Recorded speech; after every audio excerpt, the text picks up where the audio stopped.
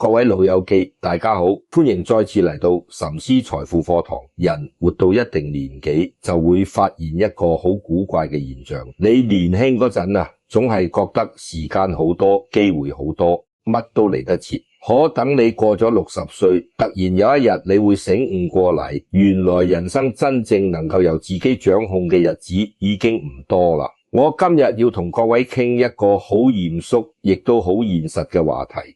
60歲到70歲呢10年係人生最關鍵嘅10年，你將呢10年處理妥當，後面嘅日子就可以安穩度日。你要是將呢10年搞得一團亂，晚年恐怕要受好多苦楚。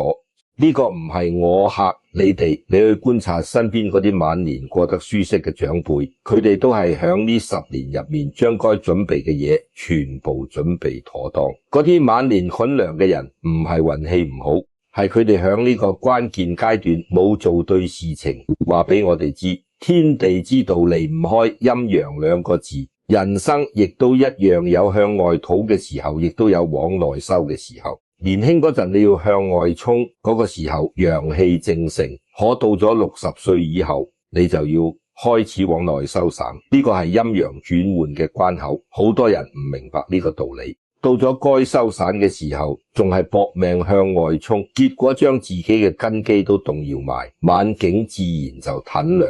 各位老友記，如果你都到咗呢個年紀，如果你亦都喺度諗點樣將後面嘅日子過好，如果你覺得岑思今日講嘅呢個話題對你有幫助，咁麻煩你而家直接響留言區打出4個字：晚年有福。等我睇下有幾多老友記係真心為自己嘅晚年打算。你打出呢4個字，唔單止係認同我岑思，更加係同自己許一個願，願我晚年安康有福。好多謝各位互動。咁我哋今日就好好傾下60到70呢10年你必須做好嘅5樣準備。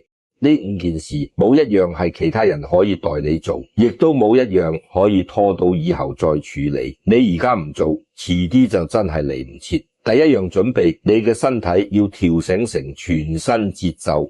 好多人到咗60歲以後，仲係用年輕嗰套方式對待身體，呢個係最大嘅錯誤。易經講究順應天時，順應自然。你嘅身體到咗呢個年紀，自然會形成全新嘅生活節奏。你要做嘅唔係同身體對抗，而係順住佢。年輕嗰陣你可以捱夜，可以隨便折騰身體，身體唔舒服，瞓一覺就恢復。可到咗60歲，身體嘅反應完全唔一樣。從前瞓一覺可以消嘅疲勞，而家要幾日先回得過神。從前唔放在心上嘅細小病徵，而家動不動就找上門。呢個唔係身體變差，係身體響度提醒你，我需要好好被善待。中醫講究陰陽平衡，到咗呢個年紀，你要識得養。乜叫養？唔係搏命食補品，而係令身體揾到屬於自己嘅生活節奏。你睇嗰啲長壽嘅長輩，作息全部好有規律，幾點起身，幾點食飯，幾點散步，全部固定唔變。呢個唔係刻意安排，係身體自然養出嘅節奏。你順呢個節奏過，身體就舒適。你硬係打亂佢，身體即刻會出現唔適。但最重要嘅觀念係60歲以後，最影響健康嘅唔係你食乜做乜運動，而係你嘅情緒。中醫話怒傷肝，喜傷心，思傷脾，憂傷肺，恐傷腎。你每動一次負面情緒，身體就會受一次損傷。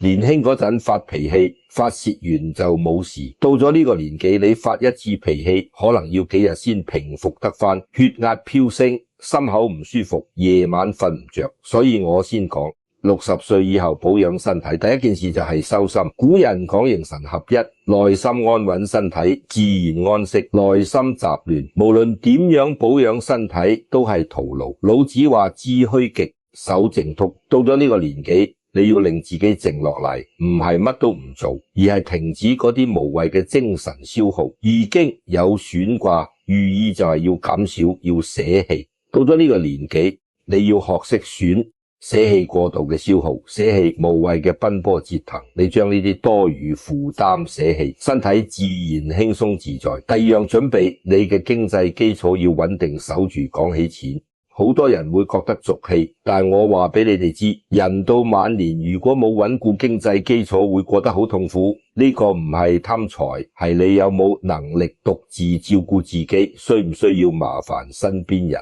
儒家講修身齊家治國平天下，修身擺第一，但修身需要安穩嘅生活環境，連基本生活開支都成問題，點樣修身？日日為人錢煩惱。內心又點樣靜得落嚟？60到70呢10年係你整理財務嘅最後機會。過咗呢10年，收入來源基本上會固定唔變。你要把握呢10年將該準備嘅預留妥當，唔係要賺好多錢，而係令自己嘅財務狀況清晰，可以掌控清楚每個月收入幾多，支出幾多，儲蓄幾多。呢個就叫心中有數。易經講君子以龍德避難。到咗呢個年紀要學識節能，節唔係小氣，係分得清邊啲開支係必要，邊啲係多餘，將無謂嘅花銷刪減，生活壓力自然會減輕。一個重要觀念，錢到咗晚年，價值唔係睇數額幾多，而係足夠日常開銷，夠看醫生，夠維持做人嘅尊嚴。你睇嗰啲過得踏實嘅長輩，唔會為咗虛榮花唔該花嘅錢，亦都唔會為咗省錢委屈自己。易經講中道，理財亦都要守中道，儲蓄唔好過多，儲蓄太多反而招惹麻煩，亦唔好太少，銀錢唔夠就冇安全感，剛剛好夠用就得。仲有一點，你嘅金錢往來要簡單，到咗呢個年紀，賺錢已經唔係最重要，守住手頭積蓄先係重中之重。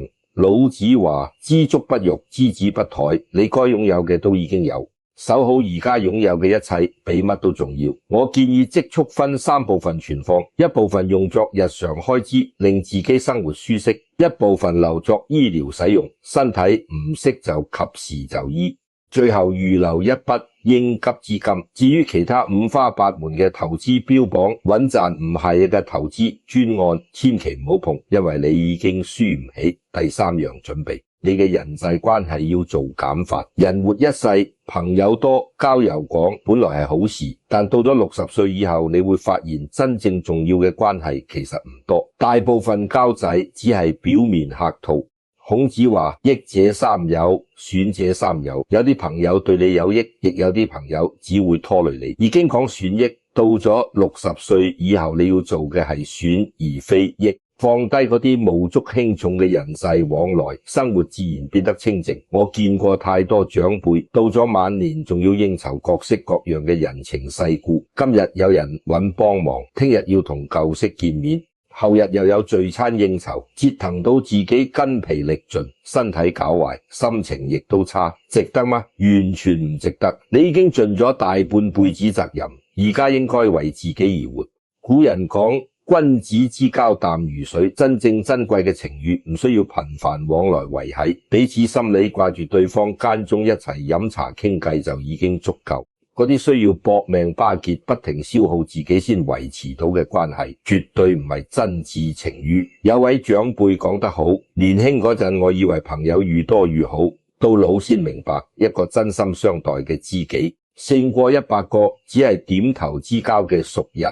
60到70呢10年，你要學識獨選身邊人，真心對你嘅就好好維繫，虛與委蛇嘅就慢慢疏遠，唔需要同佢哋反面，只係自然而然減少往來，相處舒服就見面，覺得疲累就推遲。呢個唔係無情，係通透智慧。仲有一點，多將時間心力留俾屋企人。已經有家人啩，親人先係你嘅根基，你嘅本源。到咗晚年，真正可以長期陪響你身邊嘅，永遠係屋企人。將時間同心力投放響最重要嘅人身上，先係真正識得為自己打算。人到晚年，最怕唔係身體有小病痛，而係長期負面情緒。中醫話百病生於氣，呢個氣就係內心嘅怨動煩躁，情緒長期唔穩，身體絕對唔會安康。易經講：喜怒哀樂之未發，謂之中；發而皆中節，謂之和。年輕嗰陣身體有底氣發脾氣，可到咗60歲以後發一次脾氣，可能要幾日先平復得返。所以你要學識唔動氣，唔係將委屈硬係收響心入面，而係由心底唔再為農事動怒。點樣做到？8個字：睇開少少，放下多啲。好多事情根本唔似你想象咁重要。旁人講一句你唔中意嘅說話，又有乜所謂？完全唔值得令自己動氣。莊子話智人無己，唔好將自己看得太過重要。你放低自我執念，好多雜事自然唔會擺響心入面。我認識一位長輩，年輕嗰陣脾氣火爆，凡事都要爭出對錯，搞到最後朋友越來越少，身體亦都每況愈下。60幾歲突然想通，從前覺得樣樣都重要，而家先發覺其實一切都唔值一提。呢個就係人生通透，你睇開咗，日子自然自在，唔好同人計較。到咗呢個年紀，應該明白有啲事理唔清楚，有啲人永遠講唔通。孔子話小不忍則亂大謀。到咗晚年，大部分勞事都唔值得費心計較。所有長壽長輩都有一個共通特點，好少動怒。佛家話一念乾心起，百萬障門開。一旦動氣，各式各樣煩惱病痛就會跟住嚟。點樣做到唔動怒？收一顆平常心，遇到好事唔好過分歡喜，遇上壞事亦唔好過分傷心。易經話亢龍有悔，情緒過於極端都唔好，維持內心平衡先係最好狀態。仲要學識同自己和解。好多人長期情緒低落都係同自己過唔去，成日覺得自己做得唔夠好，咁樣又點會開心？老子話知人者智，自知者明。你要學識接納真實嘅自己，已經盡力嘅事，唔好再苛責自己，放過自己先可以獲得真正快樂。第5樣準備，你要學識收回無謂人情。到咗60歲以後，你要學識收回多餘人情往來，唔係變得冷漠，而係待人處事要有分寸，分得清邊啲忙值得幫，邊啲唔適合插手，幫忙亦要清楚界線，適可而止。已經講窮則獨善其身，達則兼善天下。到咗呢個年紀，首要任務先係照顧好自己。我見過太多實例，一輩子都熱心幫助旁人，到咗晚年自己過得捉襟見肘，就係因為唔識得拒絕，唔識得為自己預留退路。一個重要觀念，幫助旁人要睇清楚對方為人懂得感恩嘅人，你幫佢，佢會記住你嘅好意；唔知好歹嘅人，你盡心幫忙，佢仲會覺得你本來就應該幫佢。你要學識分辨人心，呢個唔係勢利，而係保護自己。人情往來最怕冇界線，你長期冇條件付出，旁人就會理所當然索取。一旦你唔再繼續幫忙，對方反而會怪你變心。呢個就係人性，你要及早建立待人界線，令身邊人清楚你底線。有人話咁樣會得罪人。到咗呢個年紀，最應該在乎嘅係自己過得舒唔舒服。如果你唔幫佢，佢即刻同你反面。呢種人本來就係唔真心朋友，仲要學識講唔。好多人一輩子都唔識得拒絕，旁人一開口求助就硬住頭皮應承，遲早會被各式各樣雜事拖累。孟子話人有不為也，而後可以有為，將唔該做嘅事拒絕，先有心力處理真正重要嘅事。我認識一位老先生，年輕嗰陣極之熱心助人，從來唔識得推辭。到咗60歲想揾人幫忙嘅時候，從前幫過嘅人只係得2、3個願意伸出援手。佢後來同我講，幫人係自己一份善心，但唔好奢望旁人會記住你嘅好。幫人只係求自己心安，唔係為咗換取回報。呢個就係大智慧。出手幫人嘅時候，唔好期待回報。唔幫忙嘅時候，亦唔好內疚，做到問心無愧就得。人到晚年，最重要嘅唔係你做過幾多事，而係你活得開唔開心。卸低嗰啲無謂人情負擔，內心自然輕鬆自在。講到呢度，各位可能會問，呢5樣準備邊一樣最重要？我話俾各位知，呢5樣缺一不可。但如果一定要排先後次序，我認為最核心嘅就係修心。點解？因為身體、財務、人世、情緒、人情往來，所有呢啲事全部都同你內心狀態息息相關。你內心安穩平和，呢一切自然順遂。你內心雜亂浮躁，外在一切安排都只係徒勞。易經嘅核心就係陰陽平衡。乜叫平衡？就係內心要安定。你內心安靜平和，身邊所有事都會慢慢回歸平衡。如果你內心長期動盪，外在無論點樣規劃都冇用。我成日講，人生就好似一棵大樹，年輕嗰陣樹木向外生長，枝葉愈繁茂愈好。到咗中年，樹木要向下共根樹根，動得愈深，大樹先愈穩固。到咗晚年，大樹唔再向外擴張，反而往內收散，令成棵樹變得厚實從容。60到70，呢10年係大樹往內收散嘅關鍵階段。你守穩自己內心根本，後面無論狂風暴雨，你都唔會動搖。如果內心根基唔穩，就算外表睇落熱鬧繁茂，一陣風就可以將你吹倒。所以講呢10年你要做嘅唔係向外追尋，而係向內修行。修乜？修一顆平常心，修自身德行，修平和心性。孔子話70而從心所欲不逾矩，乜意思？就係到咗70歲，你想做乜都可以，但永遠唔會逾越做人底線。點解可以達到呢種境界？因為你內心已經修行到呢個層次，但呢種境界唔係到70歲突然就有，而係由60歲開始，一點一滴慢慢修煉得來。好多人問我點樣修心？其實修心唔需要獨特門路，只係由日常生活亂事入手。你每日少發一次脾氣就係修心，你每一次放低心中執念就係修心，你每一次唔同人計較得失就係修心。佛家講日常修行，修行唔係要你做幾多邋遢烈烈嘅大事，只係日常生活入面一點一滴改變自己心性。古時候有個人專程去拜訪一位得道高僧，請教點樣可以開悟。高僧話其實好簡單，你返屋企之後每日堅持做3件事。第一，每日對住鏡頭笑一次。第二，每日同屋企人講一句好說話。第三，每日臨瞓之前反省今日有冇做錯事。呢個人返屋企之後日日照做，一開始仲覺得呢啲小事冇用，但1年之後佢明顯感覺自己變化，性情變得溫和，同屋企人相處融洽，內心亦都時常平靜安穩。呢個就係修行嘅道理，唔需要做驚天動地嘅大事，只係由身邊農事做起，日日堅持。到咗60歲以後，你仲要特別留意一件事，學識獨處。好多人好怕獨處，一個人留喺屋企就胡思亂想。但我話俾你知，獨處唔止係一種能力，更加係一份難得福氣。老子話致虛極，守靜篤，就係要你令內心靜落嚟。你一個人安靜坐住，乜都唔掛住，就係謹實修行。而家好多人最大問題就係內心永遠好忙，由朝到晚唔係度諗雜事，就係不停做事，內心從來冇真正停歇過。長期咁樣，遲早會出現身心問題。一開始獨處你可能會唔習慣，但慢慢你就會體會到呢種安靜係幾咁難得，幾咁珍貴。易經話君子以獨立不倒，圖世無悶。乜意思？就係有修養嘅人，就算獨自一人亦唔會驚慌，遠離喧鬧人群亦唔會覺得鬱悶。呢個先係真正自在。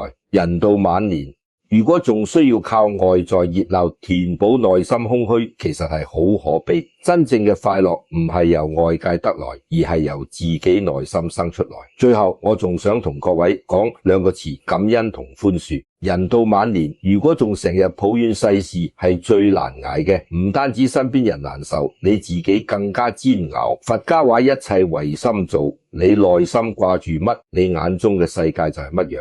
你成日盯實醜陋不如意，生活就滿載煩惱。你多留意世間美好日子，就充滿歡喜。同一件事，你可以往壞處諗，亦都可以往好處諗。往壞處諗只會令自己動氣抱怨，往好處諗就會心生感恩自在開心。同樣係諗事情，點解唔揀令自己舒適嘅角度？寬恕亦都係同一個道理。人活幾十年，難免會遇見傷害你、令你難過嘅人同事。如果你長期耿耿於懷，永遠都唔會真正快樂。孔子話：以直報怨，以德報德。旁人對唔住你，唔需要刻意報復，但亦唔好長期將怨恨擺響心入面。你寬恕旁人，實際上就係放過自己。嗰啲曾經傷害過你嘅人，可能早就將呢件事拋諸腦後，淨係得你自己仲日日記掛，獨自痛苦。你選擇放下，唔係為咗成全佢哋，而係為咗解脫自己。最後，我想送一句說話俾各位。